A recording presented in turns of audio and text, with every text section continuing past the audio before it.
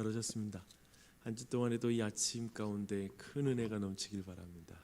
아멘. 우리는 지난 주일에 이 땅의 교회가 고난 가운데 하나님의 보호하심 속에서 증인으로서의 사명을 감당해야 한다라는 것을 보았습니다. 그 증인의 사역을 감당함으로 주님의 날, 곧 마지막 때가 올 것이다 라는 것을 함께 계시록 11장을 통해서 살펴보았습니다. 오늘 데살로니가 전서는 정확히 그 주제를 다루고 있습니다. 데살로니가 교회 이야기를 한번 들어보십시오. 사도행전 17장을 보면 이 교회가 시작된 이야기가 나옵니다. 바울과 실라가 이곳에 가서 새 일에 곧 약 한 달간 사역함으로 교회가 시작되었습니다. 그런데 한 달만 사역하고 그 지역을 떠나게 돼요. 그런데도 이 교회가 시작되고 건강하게 성장해 나갔습니다. 그것도 정말 아름답게 성장했어요. 1장 1절로 5절에 그 감사의 기도가 나오거든요. 매우 인상적입니다. 한번 1장 3절만 한번 읽어보도록 하겠습니다. 1장 3절입니다. 함께 읽어볼게요. 네, 있습니다. 너희의 믿음의 역사와 사랑의 수고와 우리 주 예수 그리스도에 대한 소망의 인내를 우리 하나님 아버지 앞에서 끊임없이 기억함이니. 즉 이 교회, 이렇게 시작된 교회가 그 복음을 아는 지식, 예수 그리스도를 아는 지식과 그 믿음에 있어서 너무나 자라가고 있다라는 것입니다. 그리고 주님의 사랑에 반응해서 사랑의 수고를 하는 교회였습니다. 그리고 장래의 소망 가운데 지금 인내하는 그런 교회이기도 했습니다. 믿음과 소망과 사랑이 있는 교회, 그런 교회로 지금 자라고 있습니다. 바울은 이런 교회를 향한 그 자신의 사랑을 2장 8절에서 이렇게 표현하고 있어요. 우리가 이같이 너희를 사모하여 하나님의 복음뿐 아니라 우리 목숨까지도 너희에게 주기를 기뻐함은 너희가 우리의 사랑하는 자 됨이라 라고 이렇게 말하고 있습니다. 그렇다면 이렇게 사랑하는 교회를 사도 바울이 왜 그렇게 빨리 떠나게 되었을까요? 그 이유가 매우 중요합니다. 바울은 예수님이 온 세상의 진정한 주, 곧 왕이라는 이 복음을 데살로니가 지역에서 이제 선포하게 되었습니다. 그런데 이것이 정치적 오해를 낳게 됩니다. 왜냐하면 당시에는 오직 유일한 왕, 로마의 황제밖에 없었기 때문에 그렇습니다. 그래서 사도 바울이 떠난 이유는 이 오해 속에 결국 정치범의 오해를 받고 그 지역을 떠나게 되었습니다. 그래서 2장 13절로 16절을 보면 사도 바울이 이 당했던 그 고난이 그의 고난으로 끝난 것이 아니었다는 걸 알 수 있습니다. 그 이후에 남겨진 교회, 시작된 교회에도 동일한 고난이 있었습니다. 눈으로 한번 2장 13절을 한번 보십시오. 데살로니가 교회는 바울이 전한 말씀, 그 아까 말했던 예수 그리스도가 온 세상의 유일한 왕이시다, 진정한 왕이시다라는 그 복음을 하나님의 말씀으로 받습니다. 사람의 말이 아니라 하나님의 말씀으로 받아요. 그래서 이 말은 듣기만 하지 않고 그 말씀을 따랐다라는 말입니다. 이게 진짜 말씀을 하나님의 말씀으로 받는 것입니다. 그렇게 살았어요. 그래서 유대교회와 사도 바울이 유대인 사회에서 고난을 당한 것처럼 이제 그들은 로마 황제가 다스리는 로마 사회에서 가족에게 그리고 이웃들에게 구체적으로 그 가운데 핍박과 오해 가운데 살게 됩니다. 근데 사도 바울이 이 소식을 듣고 너무나 마음이 아픈 거예요. 그가 깊이 고뇌한 내용들이 이어진 내용들입니다. 그래서 디모데도 보내고요. 그리고 이 편지도 지금 쓰고 있습니다. 그리고 사도는 기도합니다. 3장 11절로 13절에 그 기도가 나와요. 여러분 이 기도를 한번 보십시오. 제가 읽겠습니다. 하나님 우리 아버지와 우리 주 예수는 우리 길을 너희에게로 갈 수 있게 하시오며 또 주께서 우리가 너희를 사람과 같이 너희도 피차간과 모든 사람에 대한 사랑이 더욱 많아 넘치게 하사 너희 마음을 굳건하게 하시고 우리 주 예수께서 그의 모든 성도와 함께 강림하실 때 하나님 우리 아버지 앞에서 거룩함에 흠이 없게 하시기를 원하노라. 이렇게 기도하고 있습니다. 사도는 고난 속에 진짜 필요한 것을 구하고 있습니다. 그것은 인내입니다. 신약에서 말하는 인내는 꾹꾹 눌러서 참는 것을 인내라고 말하지 않습니다. 오늘 이 기도에 그 인내가 나와요. 그 인내는 주님이 주시는 사랑과 거룩함과 소망 가운데 살아가는 그 삶을 꾸준하게 살아가는 것, 유지하는 것, 그게 바로 인내하는 삶입니다. 그래서 오늘 말씀에서 이제 5장까지 말씀 보면 그들의 성장에 대해서 이제 4장부터 5장은 그들의 성장에 대해서 도전하는 말씀이 이제 이 기도 이후에 이어지고 있습니다. 고난 가운데에서 교회는 세상과 정치적 힘으로 정치력으로 그들과 대결하는 것이 아니라 그 가운데 영향력을 끼치되 사도가 고난 가운데 증거한 것처럼 희생과 사랑의 삶으로 섬김의 삶으로 하나님의 나라가 확장된다라는 것들을 이제 가르쳐 나갑니다. 외적인 뿐만 아니라 내적으로도 거룩함과 성적 순결을 말함으로 계속 말씀이 이어지고 있습니다.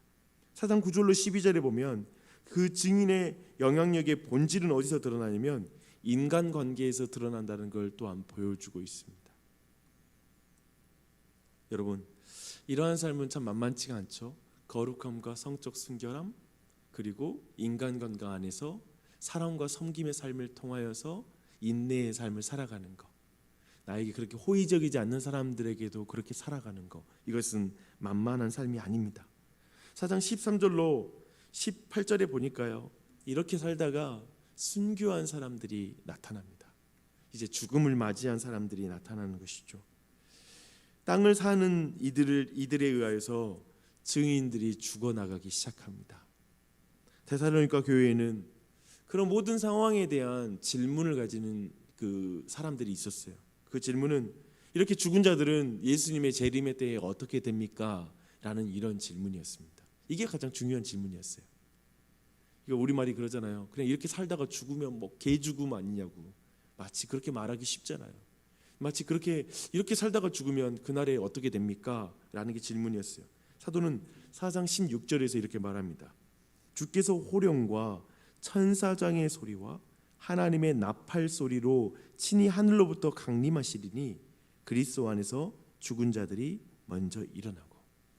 지난 주일 말씀이죠.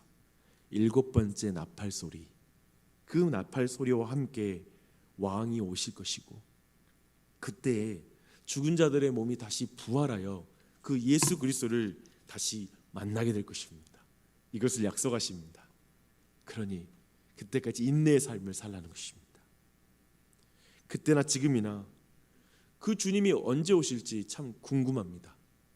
이때 5장 1절 말씀이 시작해요. 그 궁금함이 표현되나 성경은 그 호기심에 전혀 충족시킬 마음은 없습니다. 그때가 언제인지 말하지 않습니다. 다만 그날은 도적같이 온다라고 말하고 있습니다. 근데 하지만 빛의 아들로서 살아가는 자, 하늘에 속한 자들에게 그날은 도둑같이 임하는 날이 아닙니다. 기다린 날입니다. 도리어 도둑같이 임하는 자들의 날이 어떤 사람에겐 도둑같이 임하냐면요, 3절이에요. 평안하다, 안전하다. 내가 은행 잔고가 충분하니, 좋은 집에 사니, 평안하다, 안전하다. 이 땅이 영원한 것처럼 땅에 속한 사람, 땅을 살아가는 사람들에게는 이 날이 도둑같이 임하는 날입니다. 하지만 하늘과 하나님께 속한 삶을 살아가는 사람에겐 이 날은 기다리던 그날이 될 것입니다. 16절을 보십시오. 그래서 우리에게 말하고 있습니다. 그러므로 우리는 다른 이들과 같이 자지 말고 오직 깨어 정신을 차릴지라. 정신을 차려야 됩니다. 지금 이 사도가 말하는 데에서는 전제가 있죠. 이 세상에서는 다른 이들이 있습니다. 땅을 살아가는 자들이 넘쳐납니다. 잠자고 있는 사람들이 넘쳐나고 있습니다. 밤에, 오늘 말씀 보니까요, 밤에 자고 취하는 자들이 있습니다. 밤에 취한 자들이 있어요. 어둠에 취한 자들이 있습니다. 지금 그런 세상 속에, 그런 세상의 유혹과 핍박 속에 데살로니가 교회가 있고요, 그리고 우리 모두가 있다는 사실을 놓치지 마십시오. 영적인 전쟁 가운데 있습니다. 속임이 가득합니다. 그러니 말씀 말하고 있죠. 이 11절, 그러므로 피차 권면하고 서로 덕을 세우기를 너희가 하는 것 같이 하라. 그래서 우리는 교회로 피차 권면하고 덕을 세우면서 서로를 깨워야 됩니다. 그리고 서로를 붙잡아 줘야 됩니다. 이렇게 말하고 있어요. 이것이 지난 주일에 우리가 나눴던 종말론적 삶입니다.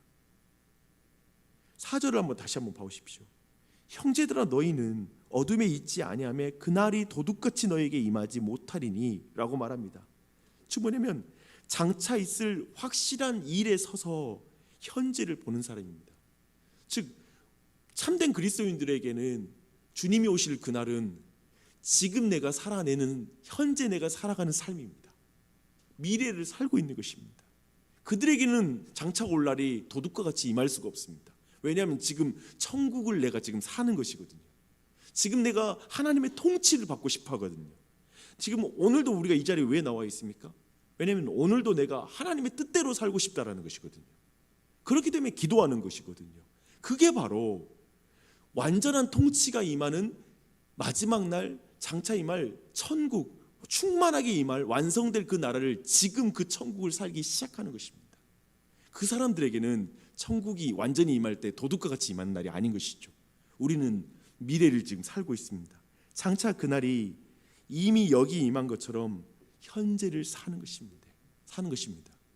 그래서 제가 말씀드렸죠. 미래가 지금 현존하게 하는 삶, 장차 임할 그날을 지금 살아가는 삶, 그 삶을 살아가는 것입니다. 이것이 관점이 바뀐 삶입니다. 계속 시종일관 성경이 일관성 있게 선포하는 삶입니다. 그 삶을 이제 마지막으로 13절로 22절까지 정말 이 말씀 한번 잘 보십시오. 그리고 오늘 통독할 때 몇 번이고 되뇌어서 한번 보십시오.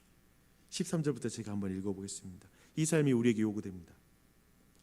그들의 역사로 말미암아 사랑 안에서 가장 귀히 여기며 너희끼리 화목하라.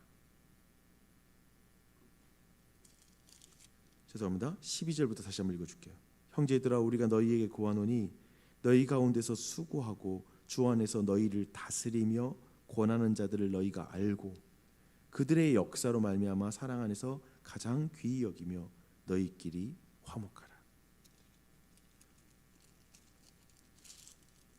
또 형제들아 너희를 권면하노니 게으른 자들을 권계하며 마음이 약한 자들을 격려하고 힘이 없는 자들을 붙들어주며 모든 사람에게 오래 참으라. 삼가 누가 누구에게든지 악으로 악을 갚지 말게 하고 서로 대하든지 모든 사람을 대하든지 항상 선을 따르라. 항상 기뻐하라. 쉬지 말고 기도하라. 범사에 감사하라. 이것이 그리스도 예수 안에서 너희를 향하신 하나님의 뜻이니라. 이러한 삶이 쉽습니까? 아니요. 그러니 성령을 소멸하지 말며 예언을 멸시하지 말며 곧 말씀을 풀어주는 설교를 멸시하지 말며 범사에 헤아려 좋은 것을 취하고 악은 어떤 모양이라도 버리라. 이렇게 말씀하고 있습니다. 여러분 너무나 이 말 한마디 한마디 해석할 필요가 없지요. 그저 이 말씀을 한번 이것이 우리가 이 땅에서 살아갈 삶인 것을 믿고 간구했으면 좋겠습니다. 차이를 뛰어넘는 그리스도인이란 책이 있습니다. 팀 켈러 목사님과 법학자 존 이나주가 여러 이 땅을 살아가는 믿음의 사람들을 만나서 인터뷰하고 그와 관련된 글들을 쓴 책입니다. 이 책의 띠지를 보면 이런 글이 있습니다. 이때 만난 사람들이 공통적으로 고백하는 고백이죠. 우리가 이 길을 가는 것은 성공이 보장되어 있어서가 아니라 옳은 일이기 때문이다.